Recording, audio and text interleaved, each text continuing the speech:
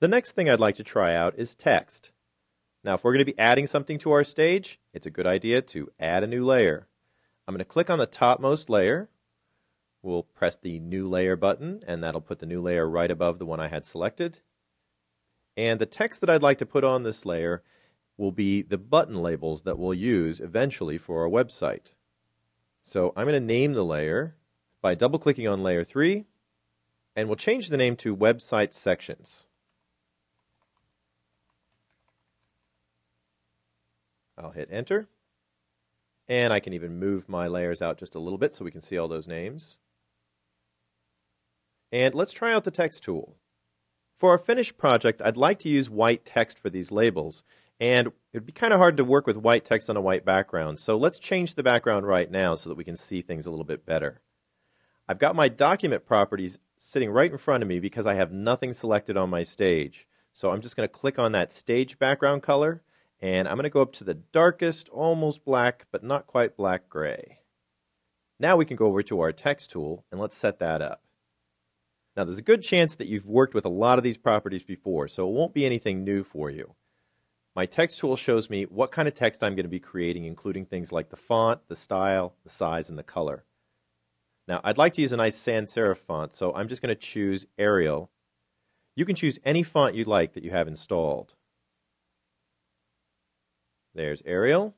I'll go ahead and leave it at regular, and I'd like it a little bit bigger. So you notice I have the same kind of control here. I can either click and drag, or I can double click and type.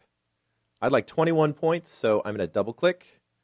We'll just type in 21 and hit Enter. And as I said before, I'd like white text, so I'm just going to click on the color chip and choose white. Now all I have to do is click and type. And the first label that we're going to have is for the home section of our website, so I'm just going to click and type home.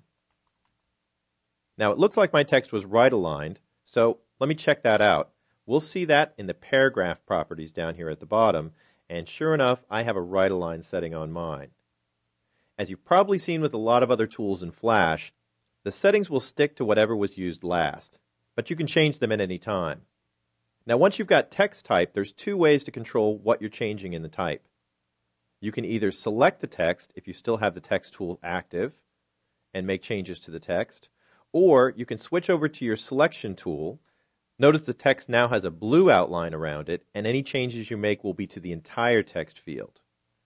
I'll just click this over to left align, and I'll pull it onto my stage just a little bit.